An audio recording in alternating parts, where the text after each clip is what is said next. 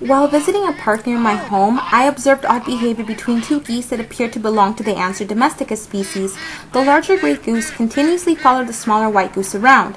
I had to keep my distance to avoid them trying to interact with me because when I got too close, they seemed to think I was a threat. The larger gray goose continuously followed the smaller white goose around. When the other male geese approached her, the large gray goose expanded his wings and vocalized until the other geese left.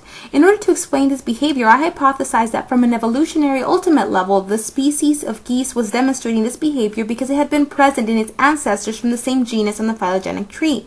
An article by Ottenburghs et al. 2016 revealed that the Bronta and Anser are two of the genus in the Anatidae family, and that the genus split about 9.5 million years ago. Since Anser is the genus that the geese I observed belong to, I thought that the other Anser geese would also have similar mating strategies, even if they belong to other species. But I found in the article by Hirschenhauser 2010 that geese that belong to the Bronta genus also have similar mating strategies.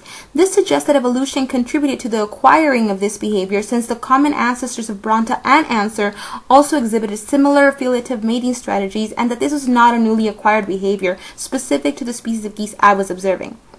At the functional level, I hypothesized that the male following the female around and exhibiting territorial behaviors when others got near her was likely to increase his reproductive success and ability to maintain a mate.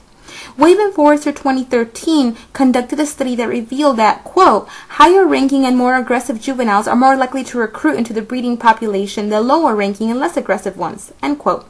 Since according to this research, dominance is related to breeding success, it makes sense that the large gray goose that exhibited a dominant position was also the one that was able to obtain and secure the partner in the video, while other male geese in the group had not been able to do so. From a proximate development standpoint, I hypothesized that the reason the large gray goose had a dominant position was related to the genetic predispositions he had inherited from his father, which increased his likelihood of exhibiting dominant behaviors. Wave and Forrester 2013 mentioned that, quote, in juveniles, dominant rank was significantly heritable and subject to large parental effects, end quote.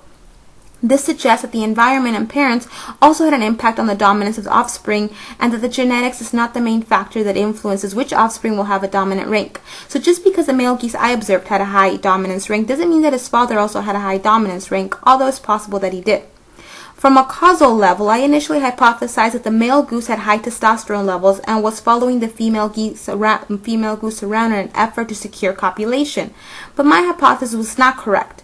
I found that Anser Domesticus tends to be monogamous and tends to pair bond, which suggests that the male geese wasn't just following her in hopes of copulation. According to Hirschenhauser 2000, geese tended to have high testosterone levels in spring and fall, not in the current summer season. Another Hirschenhauser article, published in 2010, revealed that Anser geese tend to mate and breed from February through May, which explains the high testosterone levels during that time period.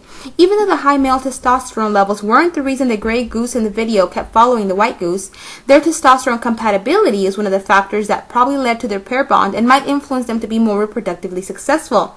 The Hirschenhauser 2010 study found that when a pair of geese had compatible testosterone levels, the female was more likely to initiate incubation of her eggs, which is often associated with higher reproductive success.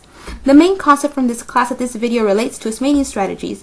Due to anisogamy, males tend to not invest as much in a partner or offspring, but since in the Anser species it tends to adopt affiliative mating strategies, this suggests that monogamy arose due to factors relating to mate assistance hypothesis, and this tends to be true according to the Wave and Forrester 2012 study, which shows that less than 20% of pairs ever raise their young to fledging without male